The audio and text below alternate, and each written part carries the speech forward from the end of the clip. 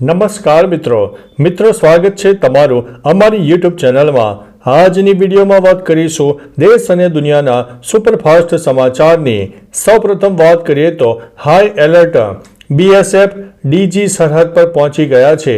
બાંગ્લાદેશમાં બગડતી પરિસ્થિતિ બાદ બીએસએફને ભારતીય સરહદ પર હાઈ એલર્ટ ઉપર રાખવામાં આવી છે। દરમિયાન બીએસએફના નવા ડીજી દલજીતસિંહ ચૌધરી બીએસએફના ઉત્તર 24 પરગણા જિલ્લામાં પેટ્રાપોલ બોર્ડર પર પહોંચી ગયા છે, જ્યાં તેમણે સુરક્ષા વ્યવસ્થાની સમીક્ષા કરી છે। બાંગ્લાદેશમાં થઈ રહેલી હિંસા વચ્ચે એવી આશંકા છે કે ઘણા બાંગ્લાદેશીઓ સરહદ પાર કરીને ભારતમાં પ્રવેશવાની કોશિશ કરી શકે છે। મિત્રો, અન્ય મહત્વના સમાચારની વાત કરીએ તો હવામાન વિભાગની નવી આગાહી સામે આવી છે। હવામાન વિભાગે જણાવ્યું છે કે આવનારા 7 દિવસ રાજ્યમાં સાર્વત્રિક વરસાદ થઈ શકે છે। બનાસકાંઠા, સાબરકાંઠા, નવસારી, વલસાડ અને દમણ, દાદરાનગર હવેલીમાં પણ વરસાદની શક્યતાઓ રહે છે। અમદાવાદ, ગાંધીનગર, ભાવનગર, દ્વારકા અને કચ્છમાં પણ વરસાદની શક્યતા રહે છે। પાટણ, મહેસાણા, અરવલ્લી, ખેડા, આણંદ, વડોદરા, નર્મદા, ભરૂચ, સુરત, ડાંગ, તાપીમાં પણ મેઘરાજા મન મૂકીને વરસી શકે છે। મિત્રો, અન્ય મહત્વના સમાચારની વાત કરીએ તો ગુજરાતમાં મેઘરાજા રહેશે મહેરબાન। હવામાન વિભાગે આગાહી આપી છે કે હજી પણ ગુજરાતમાં વરસાદની શક્યતા રહે છે। દક્ષિણ ગુજરાત તેમજ ઉત્તર ગુજરાતના અમુક જિલ્લાઓમાં છૂટાછવાયા તેમજ ભારે વરસાદની શક્યતા વર્ણવવામાં આવી છે। હવામાન વિભાગ દ્વારા રાજ્યના અનેક વિસ્તારો જેવા કે બનાસકાંઠા, સાબરકાંઠા, નવસારી, વલસાડ, સુરત, તાપી, દમણ અને દાદરાનગર હવેલીમાં યલો એલર્ટ આપી દેવામાં આવ્યું છે।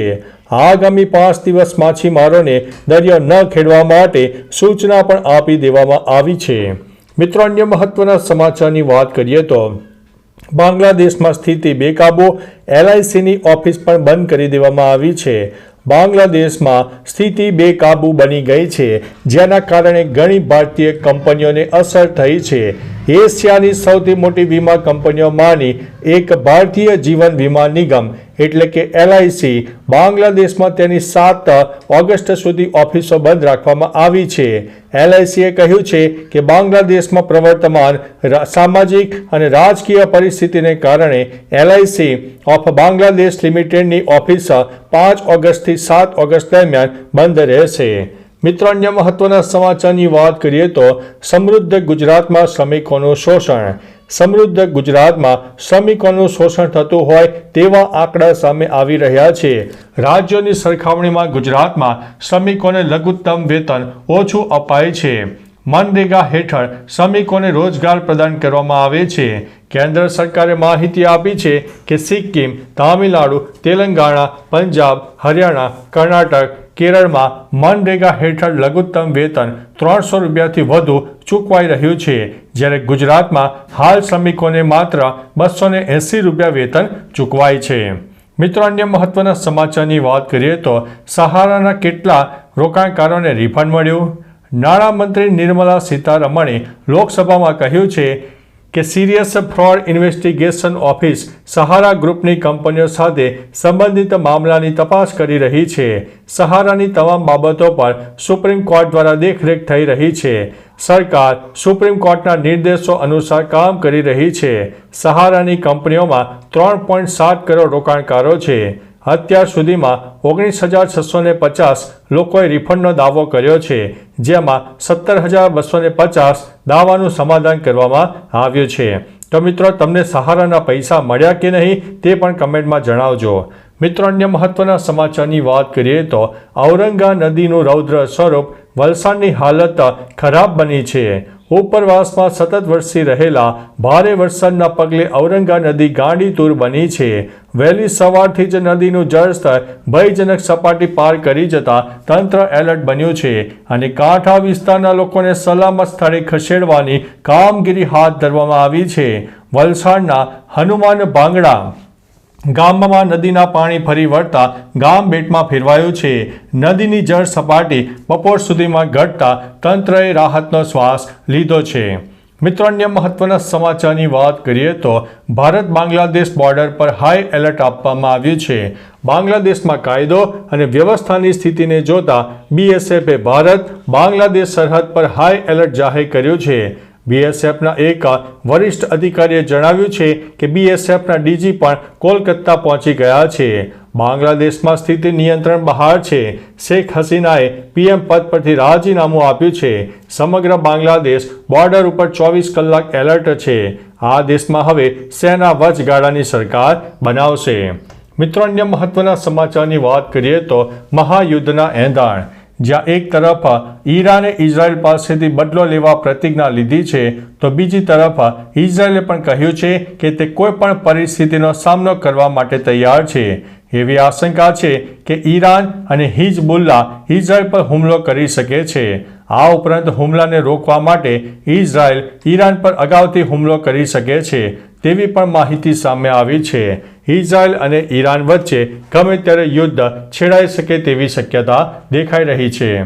મિત્રો, અન્ય મહત્વના સમાચારની વાત કરીએ તો ભૂમાફિયાઓએ વૃદ્ધની 100 કરોડની જમીનનો બારોબાર સોદો કરી નાખ્યો છે. સુરતમાં એક વૃદ્ધ પારસી વ્યક્તિની કરોડો રૂપિયાની 40 વીઘા જમીન ભૂમાફિયાઓએ કબજે કરીને વેચી નાખવા હોવાનો પર્દાફાશ થયો છે. સાક્ષી સહિત 5 લોકો અસલ માલિક જેવી દેખાતી વ્યક્તિને રજૂ કરીને સબ રજિસ્ટ્રાર કચેરીએ દસ્તાવેજ કરવા માટે પહોંચ્યા ત્યારે પોલીસે તેમની ધરપકડ કરી છે. પોલીસના જણાવ્યા પ્રમાણે 40 વીઘા જમીનની માર્કેટ વેલ્યુ 90 થી 100 કરોડ રૂપિયા જેટલી થાય છે. મિત્રો, અન્ય મહત્વના સમાચારની વાત કરીએ તો વિદ્યાર્થીઓ પાસેથી ઉઘાડી લૂંટ ચલાવતી કોલેજને અલ્ટિમેટમ આપવામાં આવ્યું છે. ભાવનગર શહેરમાં ખાનગી કોલેજને NSUI દ્વારા અલ્ટિમેટમ આપવામાં આવ્યું છે. છેલ્લા કેટલાક સમયથી વિદ્યાર્થીઓ દ્વારા ભાવનગર શહેરમાં ખાનગી કોલેજ દ્વારા વિદ્યાર્થીઓ પાસે ઉઘાડી લૂંટ ચલાવવામાં આવતી હોવાની ફરિયાદોના આધારે NSUIએ અલ્ટિમેટમ આપ્યું છે. વિદ્યાર્થીઓ પાસે 10 રૂપિયાની વસ્તુના 15 અને 15 રૂપિયાની વસ્તુના 20 રૂપિયા વસૂલવામાં આવતી હોવાની ફરિયાદ કરવામાં આવી રહી છે. મિત્રો, અન્ય મહત્વના સમાચારની વાત કરીએ તો ખેડૂતો માટે ખુશખબર, સિંચાઈમાં રેલમછેલ. ગુજરાતની જીવાદોરી સરદાર સરોવર ડેમમાં પાણીની આવક વધી છે. હાલ પાણીની આવક 60%થી વધુ થતાં ખેડૂતો માટે સારા સમાચાર છે. સરદાર સરોવર યોજનામાં હાલ 2,04,901 MCFT એટલે કે કુલ સંગ્રહ શક્તિના 61.33% જળ સંગ્રહ થઈ ગયો છે. જ્યારે આ સિવાય રાજ્યના અન્ય 206 જળાશયોમાં 3,25,927 MCFT એટલે કે કુલ સંગ્રહ શક્તિના 58.19% જેટલો જળ સંગ્રહ થઈ ગયો છે. મિત્રો, અન્ય મહત્વના સમાચારની વાત કરીએ તો ગૃહમંત્રીનું ઘર સળગાવ્યું, બોર્ડર ઉપર એલર્ટ. બાંગ્લાદેશમાં અનામત વિરોધી આંદોલન હિંસક બન્યા બાદ પીએમ શેખ હસીનાએ પીએમ આવાસ છોડી દીધું છે. સમાચાર એજન્સીએ સૂત્રોના દ્વારા માહિતી આપી છે કે વડાપ્રધાન ઢાકા છોડીને સલામત સ્થળે શિફ્ટ થઈ ગયા છે. તેમની બહેન રેહાના પણ તેમની સાથે છે. લોકો શેખ હસીનાના બેડરૂમમાં ઘૂસીને તોડફોડ કરી હતી અને કપડાં અને વાસણો લૂંટી લીધા હતા. તો બીજી બાજુ ગૃહમંત્રીનું ઘર પણ સળગાવી દેવામાં આવ્યું હતું. મિત્રો, અન્ય મહત્વના સમાચારની વાત કરીએ તો ચાલુ બસે મોબાઈલમાં ડ્રાઈવરની ચેટિંગ સામે આવી છે. મુસાફરોના જીવ અદ્ધર. પંચમહાલનો એક વિડીયો હાલ સોશિયલ મીડિયામાં વાયરલ થઈ રહ્યો છે. આ વિડીયોમાં એક બસ ડ્રાઈવર ચાલુ ડ્રાઇવિંગે મોબાઈલમાં ચેટિંગ કરી રહ્યો છે. આ રૂટ દાહોદથી અમદાવાદ તરફનો છે, જેમાં એસટી બસમાં ચાલક બિંદાસ્ત બનીને મોબાઈલનો ઉપયોગ કરતો જોવા મળી રહ્યો છે. હાઈવે ઉપરથી પસાર થઈ રહેલા વાહનોનું ઓવરટેક કરતા સમયે એસટી બસ ચાલક મોબાઈલનો ઉપયોગ કરતો હોવાનો એક વિડીયોમાં દેખાઈ રહ્યું છે. તો ચાલો મિત્રો, ફરીથી દેશ અને દુનિયાના સુપરફાસ્ટ સમાચાર લઈને મળતા રહીશો. ત્યાં સુધી અમને રજા આપશો. નમસ્તે.